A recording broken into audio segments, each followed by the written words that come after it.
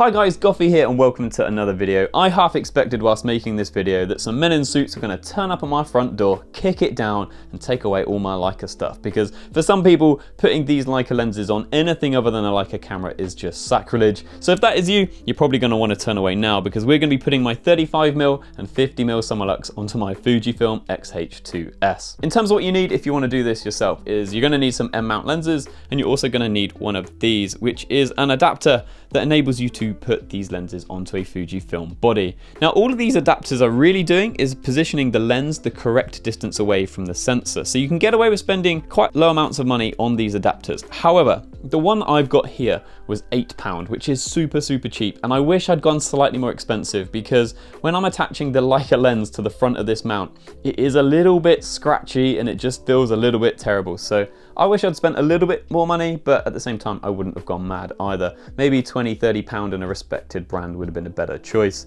Fujifilm themselves do make a mount. It's got some snazzy features, enable some camera settings just off the bat and you don't need to worry about them. So it's worth checking out, but it is pretty expensive. And then you'll be able to connect it all up. You'll have the lens, the mount, the camera, you then fire the shutter and nothing happens. And that's because you're going to need to go into the settings and enable shoot without lens.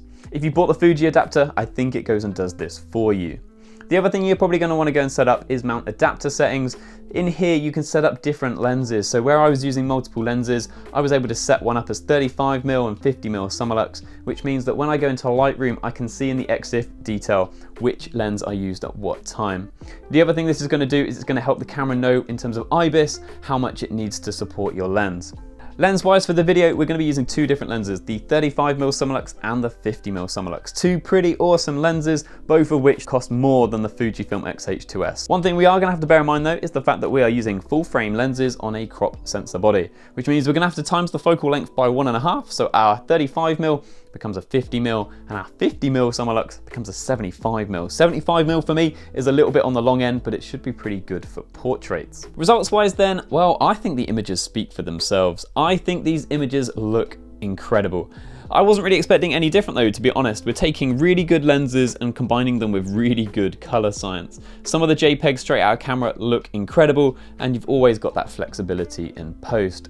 And talking about flexibility in post, I think one thing you might find yourself doing quite frequently, especially when shooting wide open, is toning down the purple fringing.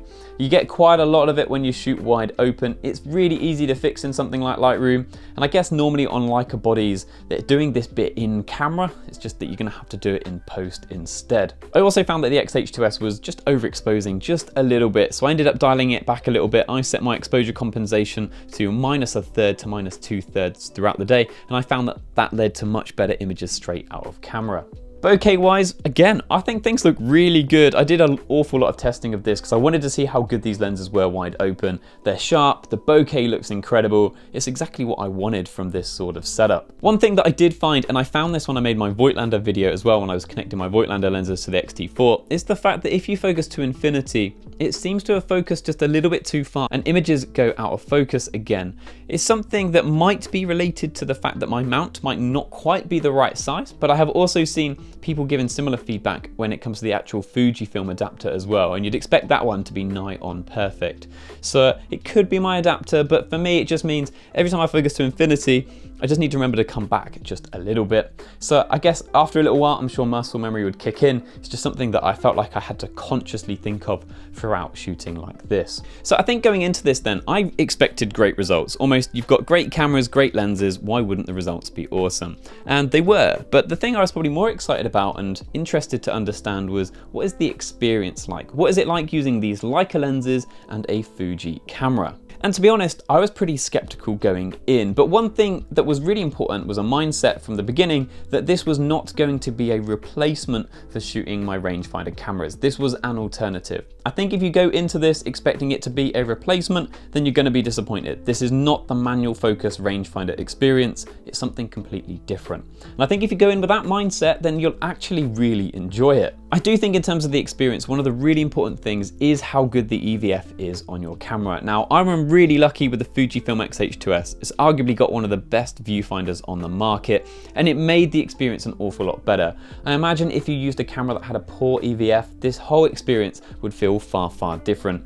And it definitely goes to some extent to explain why Leica SL cameras have always had some of the best EVFs on the market. I actually found that the EVF in the Fujifilm X-H2S was so good that focus peaking actually just got in the way. I found that it was far easier for me to just turn off focus peaking and eyeball it, and if I really needed critical focus, just punching in by clicking in the joystick, focusing properly, and then clicking back out again. In the past, I've done another thing as well, where you can turn both the screen and the EVF into like a dual screen, one of them being like the full frame and another one just being the focus patch. With my X-T4 with a slightly worse EVF, I actually found that to be the better experience. If you want to turn that on, you can find that in setup, screen setup, and then scroll to page 3 and it's on there. There's another alternative as well, which is this kind of like fake split prism kind of thing. I just find that to be a gimmick, to be honest. You've got kind of 3 choices. Just eyeballing it, which with the really good EVF for the X-H2S was easy. You've got focus peaking, and then this split screen view that I also find to be pretty good. One of the other really cool things about having a more modern styled camera is the fact that you've got things like IBIS. Setting it up properly in the mount adapter settings is vital for this, but having IBIS is really cool with these lenses. IBIS also means that video handheld is very, very possible with this setup. It's something that I didn't do too much of, but it's definitely something I want to mess around with in the future. It felt like during this whole experience, the only thing that I was kind of disappointed with was the fact that it was a crop sensor. Having that 35mm become a 50 and the 50mm become a 75, I found to be a little bit of a hindrance because I kind of have a tendency towards wider focal lengths anyway, so having that crop factor for me personally, and it's definitely preference, was just a bit of a hindrance. And I can definitely see why people now go out and buy these SL cameras or adapt Leica lenses to other full frame cameras like Sony's. So in terms of closing thoughts then, I came into this expecting good results and a terrible experience. What I actually got was great results and a great experience to back it up as well. Only if you come into this with a mindset of an alternative rather than a replacement for shooting a rangefinder camera. They're definitely not the same, and if viewed differently, you can definitely see the merits of both. For me, the experience was very EVF dependent. In the past, I've used my X-T4 and I found the experience to be good, but just nowhere near as great as it was using the newer Fuji viewfinder. And for me, overall, the main disadvantage was the fact that the camera is a crop sensor. Nothing to do with the actual performance, just the fact that it makes these lenses far longer, a little bit longer than I'd like them to be. If you've got any questions about anything you've seen in this video, then feel free to hit me up down in the comments. And if you've enjoyed it, don't forget to hit like and subscribe. There's plenty more Leica, Fuji, and travel content coming to the channel very, very soon. Thank you guys for watching, and I hope to see you in the next one. Cheers.